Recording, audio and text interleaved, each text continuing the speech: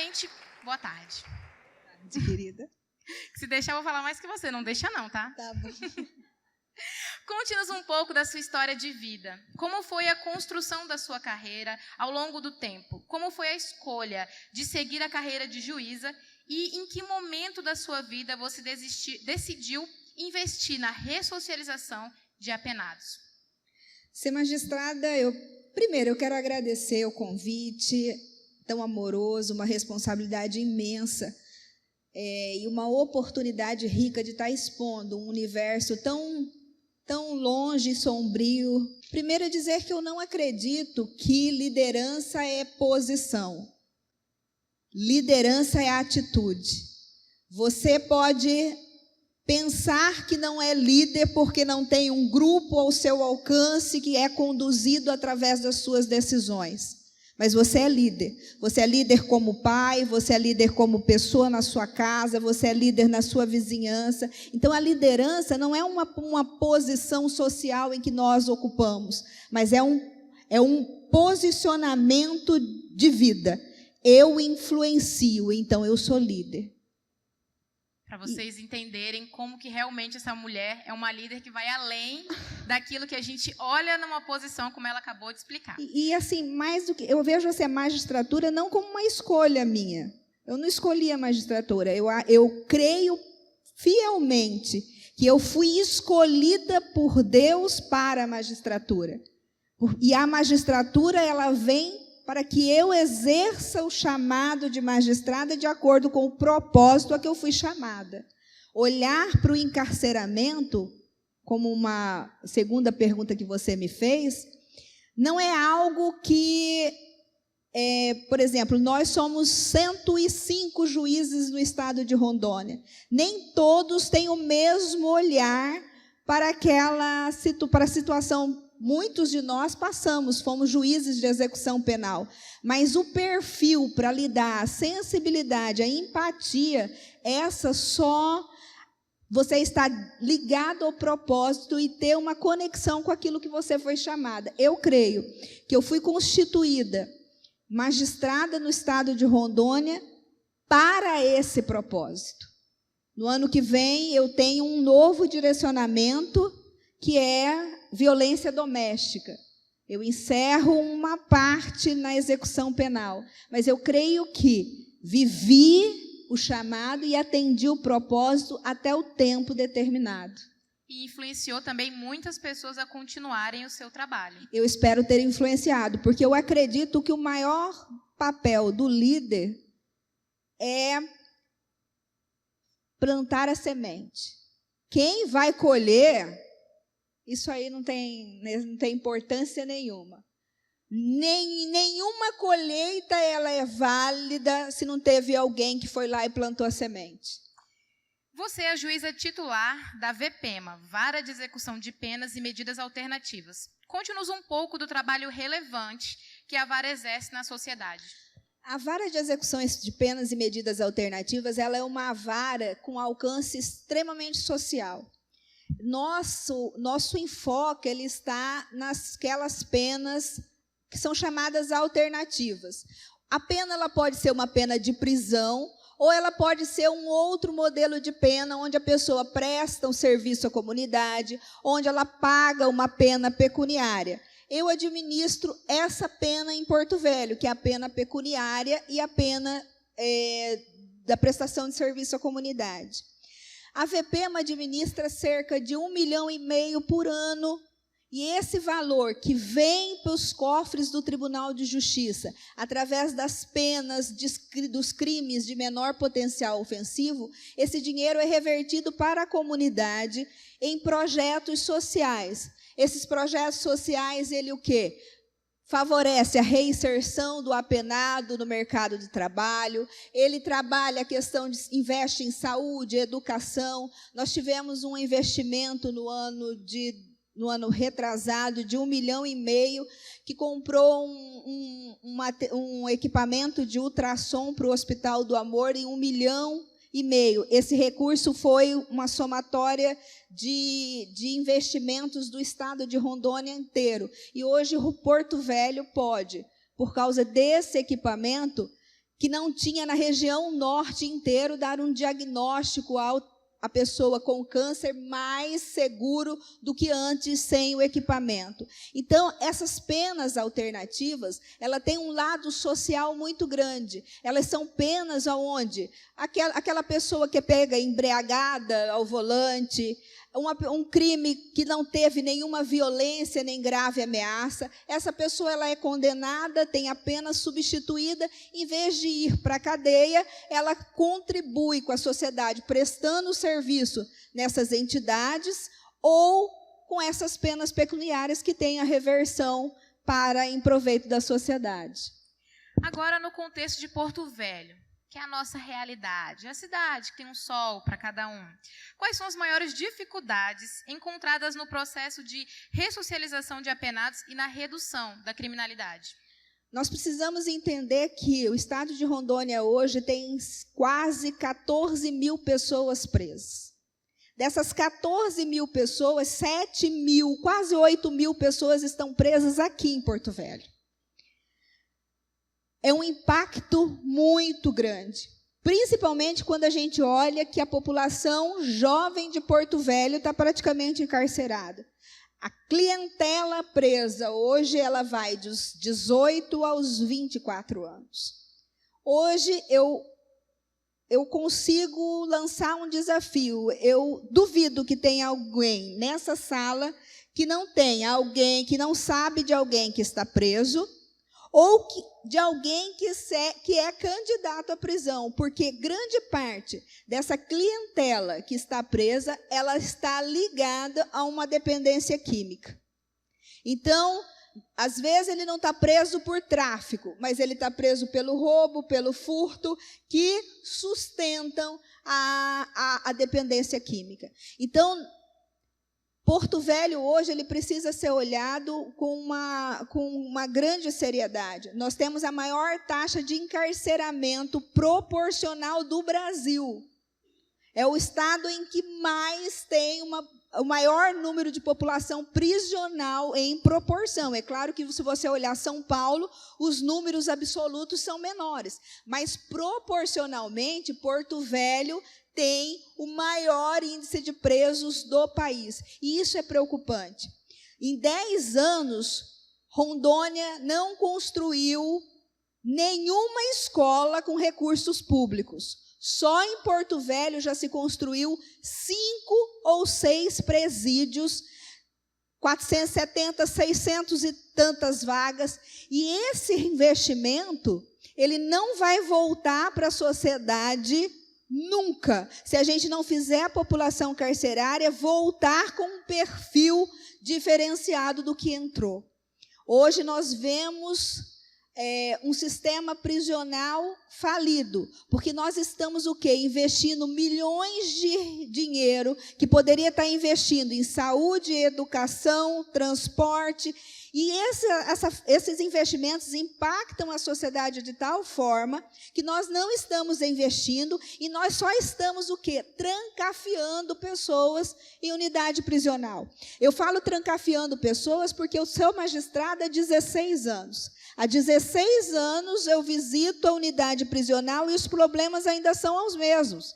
Racionamento de água potável porque não tem água potável, não tem papel higiênico, não tem,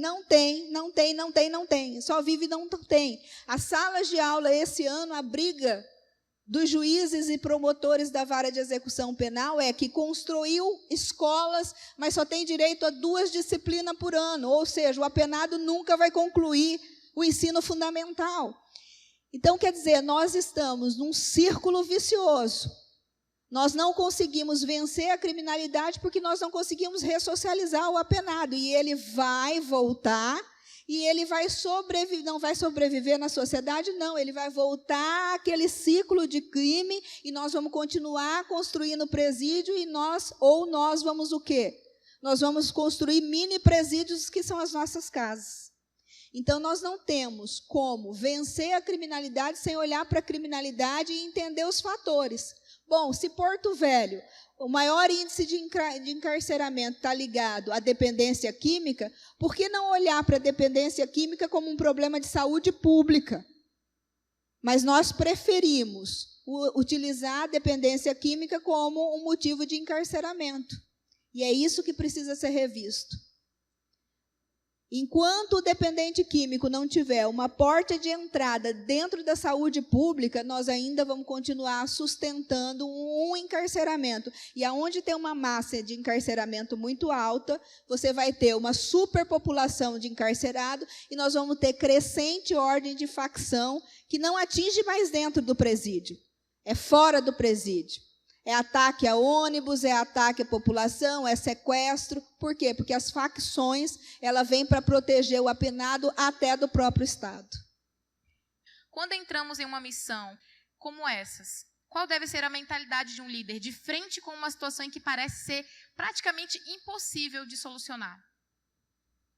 Primeiro conselho, não olhe o tamanho da dificuldade. Eu não olho o tamanho da minha demanda. Eu sempre ouvia que, uma andorinha não faz verão. Eu vou esperar ter recurso.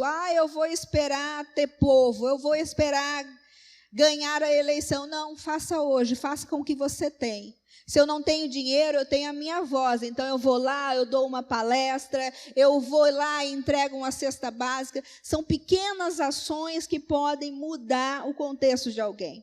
Hoje em dia, nós temos as redes sociais e muita gente influencia através da rede social. Então, deixe de usar a rede social para o quê? Para destilar veneno, raiva, ódio, e comece a usar a rede social, quem sabe, para o quê? Para denunciar, olha, nós precisamos rever encarceramento. Será que encarceramento é a única medida que a gente pode ter de combate à criminalidade? Vários estudos, inclusive, diz que dos países onde a criminalidade é alta, o encarceramento é alto e não se resolve. Então, quer dizer, é uma sociedade que realmente influencia positivamente, é que a gente vai mudar. Então, eu penso que o líder hoje, ele precisa parar de querer olhar para a dimensão do problema e sonhar com grandes façanhas. Faça uma coisinha de cada vez. Uma coisinha, seja corajoso, vai, faça. E seja perseverante. Sabe, a perseverança. Se eu entendi que eu devo ir lá numa escola pública e dar uma palestra dizendo o quanto a criminalidade é prejudicial para a vida de uma pessoa, não é um mês, não é 2 meses, não é 2 anos que eu vou ter o resultado. Talvez eu nem saiba do resultado daquilo. Tem muitas ações que a gente faz enquanto VP, mas que eu não sei até onde o alcance daquilo. Mas me importa saber que eu estou fazendo. Me importa fazer que eu estou contribuindo. Um dia, quem sabe, alguém vai colher aquilo que a gente plantou. Mas eu nem preciso saber que ele colheu. Basta eu me contentar pelo que eu fiz. Porque eu fui produtiva, eu fui proativa, eu contribuí com aquilo que eu achava que era correto. Você falou para mim mais cedo que a resiliência, a perseverança e a coragem fazem parte de você. Da onde que vieram esses princípios? Por quê e por qual motivo são tão importantes para você? Eu acredito que eles são princípios que vêm da fé que me fundamenta. Eu acredito que um dos maiores líderes da humanidade é Jesus Cristo.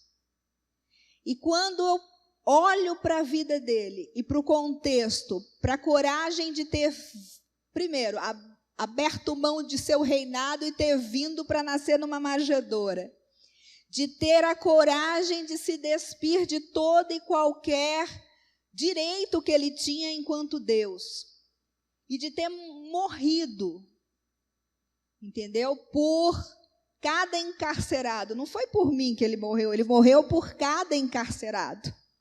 Não importa o crime que o A, o B, o seu, ele morreu por cada encarcerado.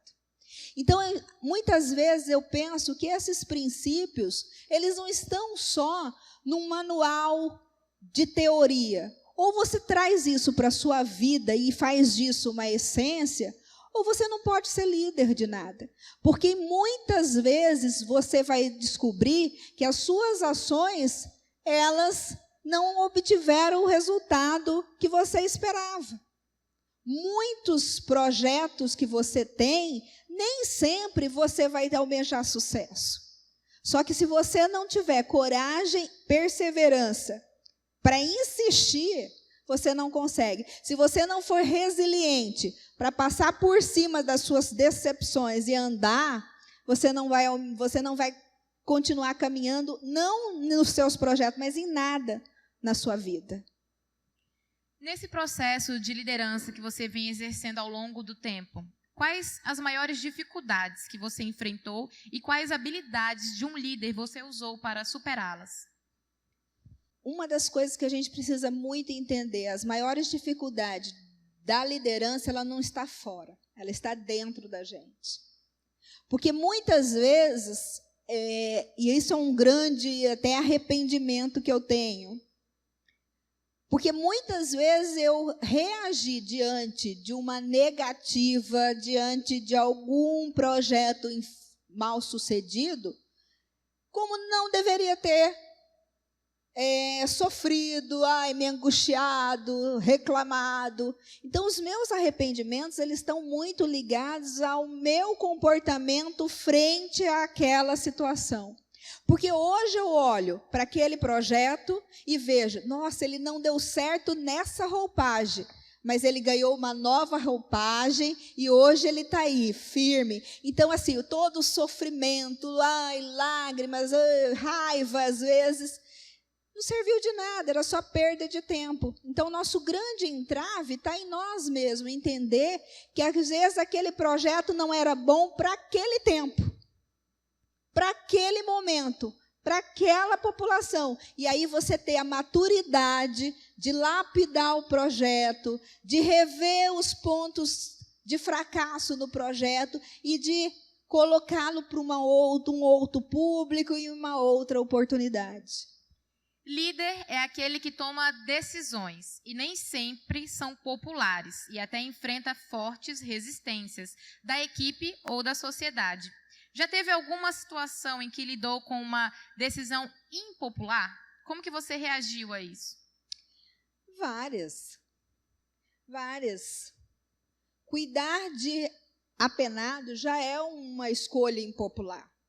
Você abre os jornais, você abre as redes sociais e o discurso tem que ter pena de morte, tem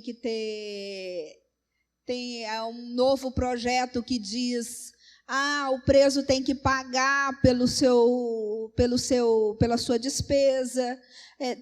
Várias coisas que eu acho que são importantes e interessantes, entendeu? Mas, sobretudo, eu penso que teria mais importância para nós se a gente discutisse, olha, o preso tem que pagar pela sua despesa, mas ele também tem que trabalhar para isso. Se você for hoje em uma unidade prisional do estado de Rondônia, e se você perguntar para os 5.000 que estão no fechado, trancafiado, se eles querem escola e trabalho, os 5.000 vão querer. Nós temos várias experiências no estado de Rondônia com trabalho de apenados, mas ele ainda atinge uma minoria. Então, nós precisamos entender que há muito para se fazer até chegar num ponto de maturidade. Então, até conseguir isso, o juiz ele tem decisões, olha, sequestra dinheiro do Estado para garantir comida, para garantir água, para garantir remédio. E muitas vezes essas decisões elas são impopulares até pelo contexto que nós estamos vivendo. Só que assim, eu te confesso, no dia que eu tomei posse para juíza, eu fiz um juramento de respeitar a Constituição e as leis.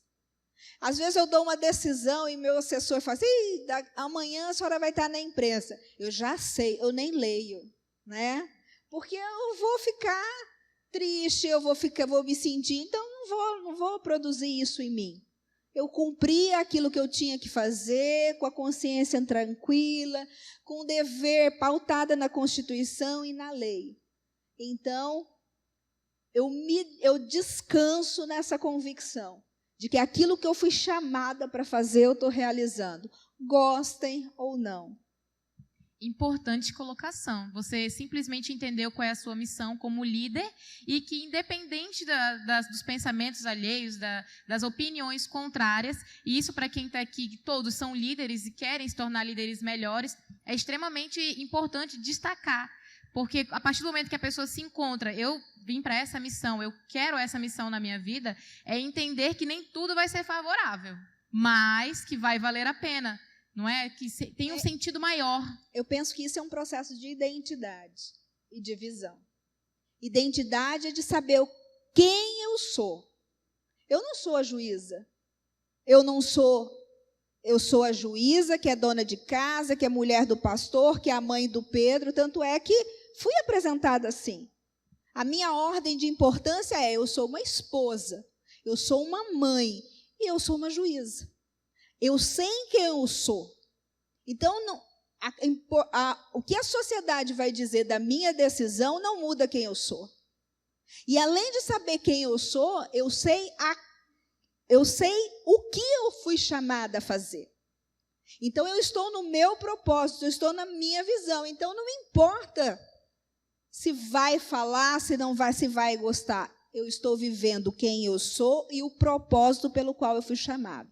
Já teve arrependimentos como juíza, líder, e o que você aprendeu com isso? O meu arrependimento é da forma com que eu reagi em determinada situação. Porque derrotas, a maturidade é um negócio assim, a gente vai ficando com o cabelo branco, a gente pinta o cabelo para negar, mas a maturidade é um presente. Você aprende. Eu cheguei num grau de maturidade que eu aprendi muito mais com cada derrota do que com as vitórias.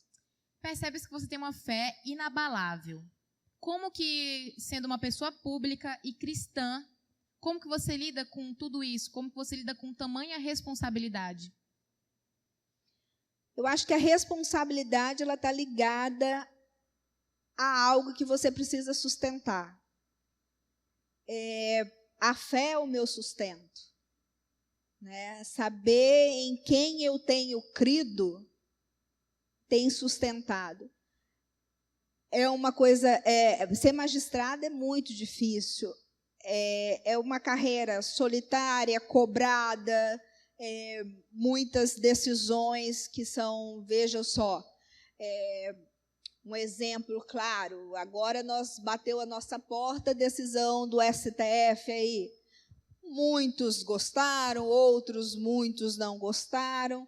E a gente lê a decisão e fala: ai, meu Deus, eles não estão falando tanta besteira. Né? Então, a gente percebe que muito do que a gente precisa ter é um amadurecimento para entender que as coisas, elas são nem sempre do jeito que a gente quer. E perceber isso é uma tarefa muito introspectiva. E se não for aquilo que não for a fé para te sustentar, saber que você tem alguém que te dá o suporte, alguém que te segura, alguém que te dá o livramento, alguém para você se apoiar, é muito difícil. Mas não é só porque na carreira de magistrado, em tudo na vida. Se você não tem algo, e no meu caso, alguém para acreditar que vai cuidar de você, me parece assim muito, muito duro, muito sombrio. Então, a minha força, ela está em algo que é maior, em alguém que é maior e que pode me capacitar. E aí, quando falam, Kerry, você se arrepende de alguma decisão? Às vezes eu me arrependo de ter construído algo fora do prazo, mas nunca de ter, porque eu penso no controle dessa pessoa acerca de todas as coisas. Então eu descanso. E só pode descansar quem tem fé, para saber que Ele cuida de tudo.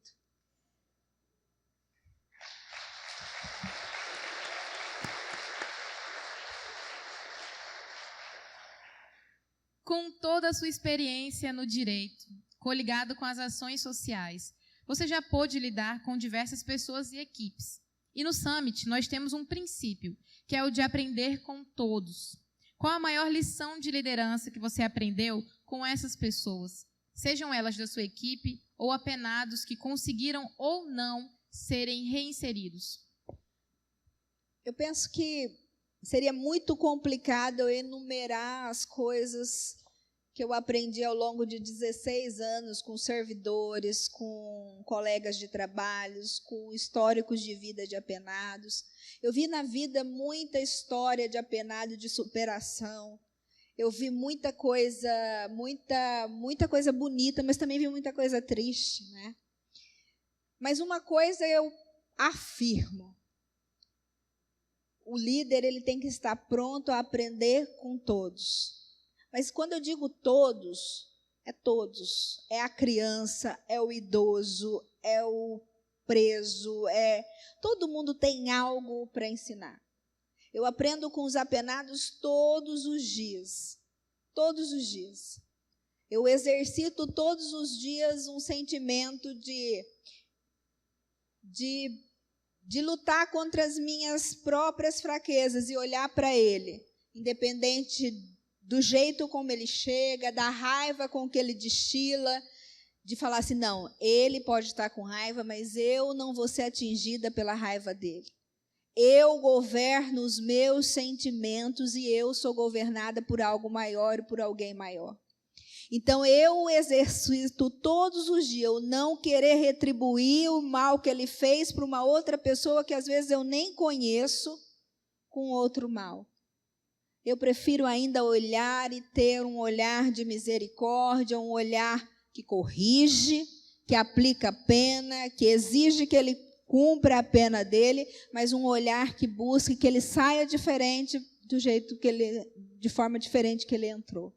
Eu procuro, muitas vezes, quando eu entro num presídio, eu procuro, primeira coisa que eu falo, Senhor, não deixa eu me acostumar, não deixa eu achar que isso está certo, não deixa eu não me incomodar com esse cheiro, com essa sujeira, com esse caos, não me deixa aceitar. Pensar que é aceitável nós colocarmos homens e mulheres num lugar, em jaulas, sujas, sem água, sem limpeza, sem saúde, e achar que isso é certo.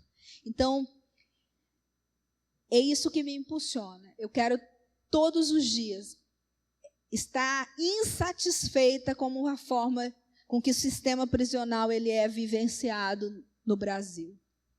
Hoje nós temos centenas de líderes nos ouvindo e líderes que têm o desejo de impactar a sua área de influência, seja qual for a área. Como alguém que está envolvida em diversos contextos diariamente, e ano que vem vai entrar em outro contexto ainda, o que você indicaria para as pessoas que querem fazer mais em suas áreas e trazer uma contribuição com impacto social ou de maior alcance e relevância? Primeiro ponto. Faça alguma coisa. Nós estamos vivendo uma sociedade onde todo mundo fala. Todo mundo fala. Os textões no WhatsApp, os textões no Instagram, os textões no Facebook. Mas você vai olhar para essa pessoa e perguntar, o que você contribui? Nada. E a contribuição, ela não precisa ser a construção de uma mega escola modelo lá no bairro Y, no lixão, em algum lugar, não. A contribuição pode ser pequena. A contribuição pode ser até ínfima, perto do olhar ou das atitudes de alguém. É começar com o pouco, começar com aquilo que está nas suas mãos. Porque ficar fazendo planos para quando você ganhar na Mega Sena, talvez seja só uma desculpa que omite a vontade de fazer. Há muito tempo a gente ouve que uma andorinha não faz verão. Não faz verão se ela não quiser. Porque com força de vontade, qualquer um pode fazer alguma coisa. Em 2 anos, nós, aqui em Porto Velho, instalamos um escritório social que atende a população do regime aberto, do livramento condicional e aqueles que já cumpriram pena. Como é esse escritório social? Lá, esses apenados recebem, uma vez por mês, quando eles se apresentam, uma palestra, uma aula. Eles vão, o Sebrae está lá, eles são treinados para alguma atividade. Eles vão limpar algum lugar, alguma praça, porque há uma parceria do município de Porto Velho, para que um grupo de apenados vão até esse lugar e limpem. Eles são parceiros da CEMURB. Eles tiveram uma parceria muito grande na construção daquele parque do skate que fica na Caúla. Então, nesses 2 anos, o escritório social ele tenta fazer um novo perfil de apenado, de pena. Antes, esses apenados do aberto e do regime aberto, eles só iam lá e assinavam.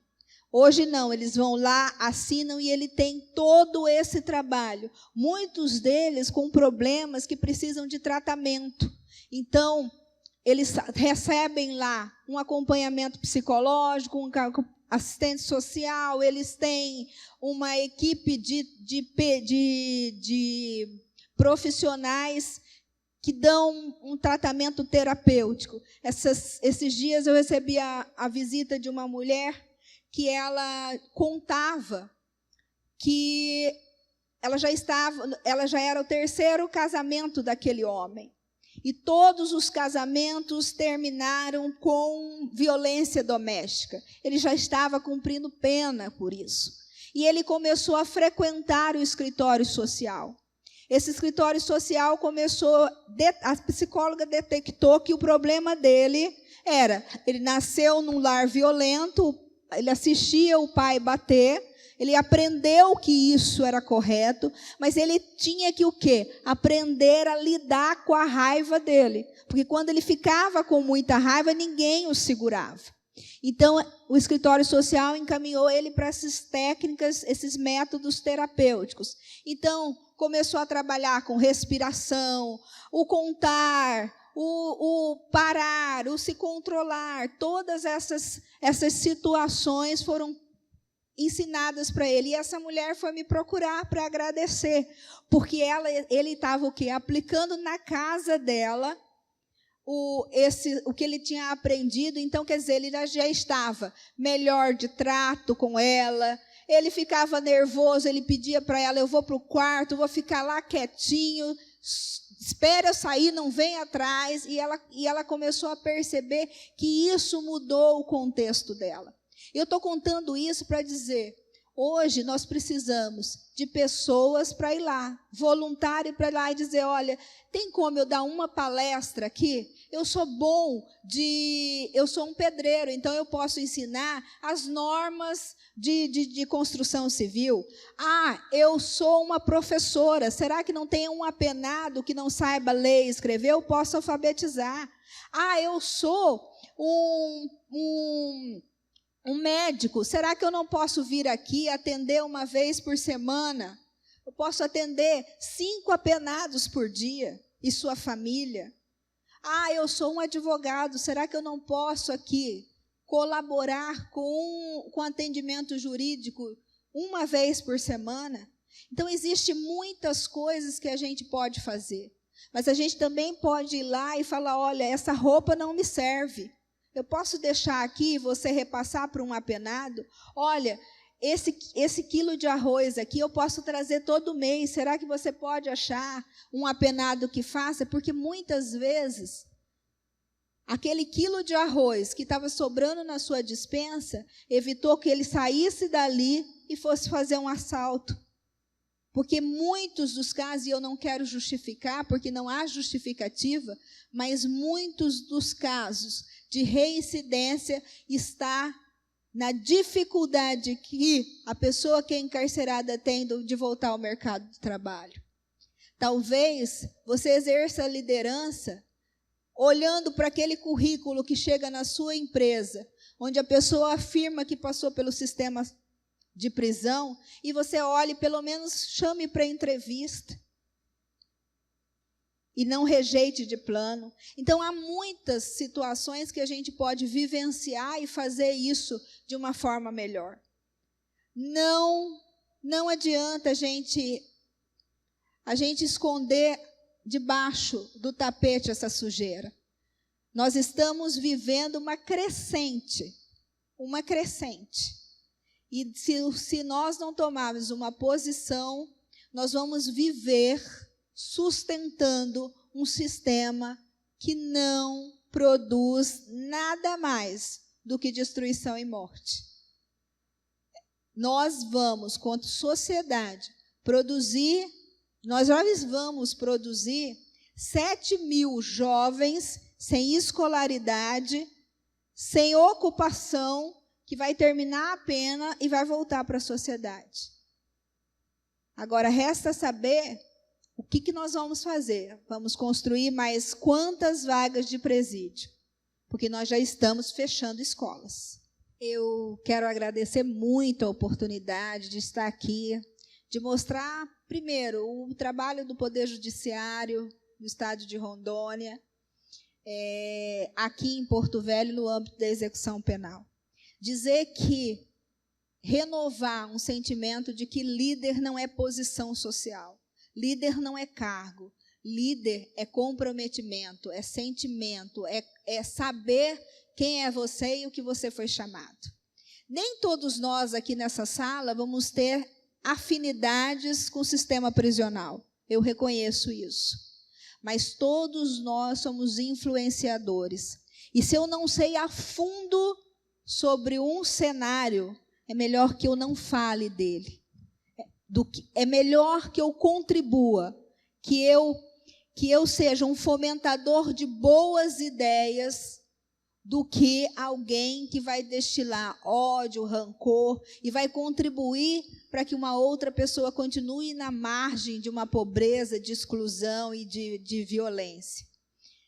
Nós precisamos, como sociedade, olhar para um tema de uma forma diferente. Porque, como eu disse, eu duvido que aqui tenha alguém que não conhece alguém que já tenha passado pelo sistema, que está no sistema prisional ou que tem chance de passar.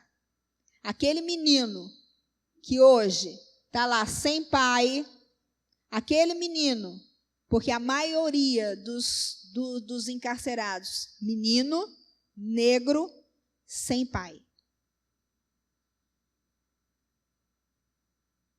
Esses são os 3 requisitos básicos para o encarceramento. O crime, claro, tem que cometer.